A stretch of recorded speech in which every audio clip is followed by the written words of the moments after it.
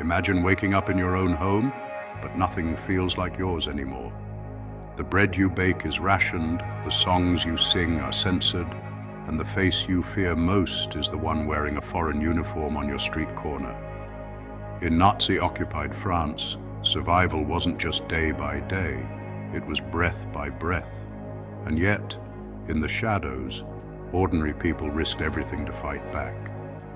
This is the untold story of how the French lived, what they ate, what they feared, and how they resisted when no one was watching. In June 1940, France fell.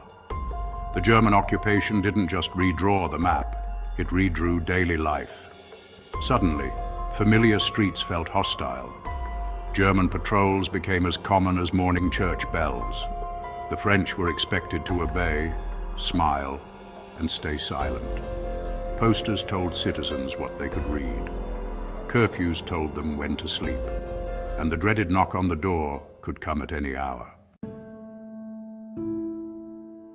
One of the biggest shocks came in the kitchen. Nazi Germany drained France's economy and agriculture to feed its own war machine. The result? Ration cards for almost everything. Bread, dark, heavy, filled with cheap fillers like barley or even potato. Butter and meat, almost non-existent. Many families survived on turnips, cabbage, lentils, and thin soups stretched for days. Coffee was replaced with roasted barley or chicory, bitter, weak, and barely recognizable. Sugar and chocolate became a luxury remembered only in dreams. Children grew up hungry. Adults lost weight. Black markets boomed in alleyways, where farmers whispered prices for forbidden goods no one dared carry in daylight. Fear became the air people breathed. Fear of German soldiers who could arrest, interrogate, or simply punish without reason. Fear of collaborators, French citizens who worked for the occupiers and reported neighbors for small acts of defiance.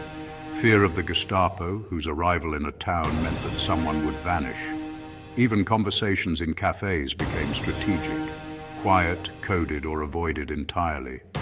A wrong word to the wrong ear could mean prison, or worse.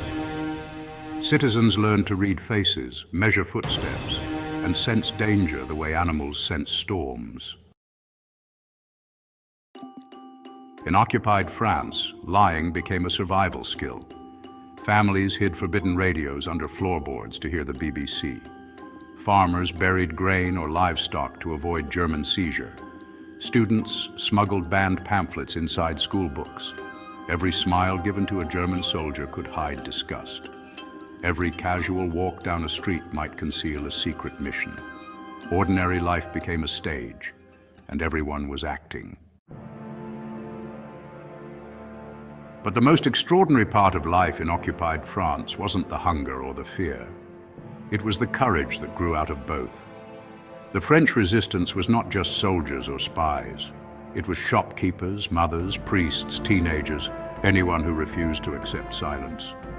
Their acts ranged from tiny to monumental, slashing German vehicle tires at night, passing intelligence disguised as grocery lists, printing underground newspapers like Combat and Liberation, sheltering Jewish families in barns, attics, and cellars, and derailing supply trains with homemade explosives.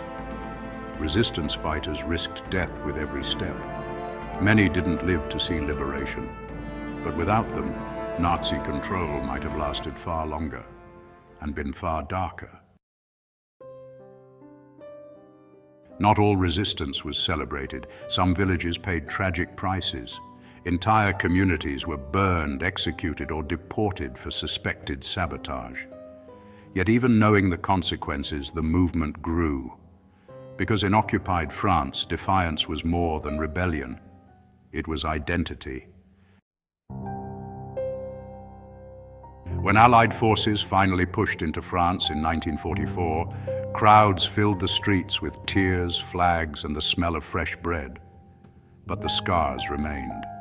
Years of hunger, terror, and betrayal left deep wounds. And yet, so did the stories of bravery, of neighbors who saved neighbors, strangers who hid strangers, and ordinary people who proved extraordinary. Daily life in Nazi-occupied France was a battle without a battlefield. A story not just of suffering, but of silent strength. In the darkest times, everyday people became heroes, not by what they said, but by what they risked in secret. If you want more documentary stories like this one, don't forget to subscribe.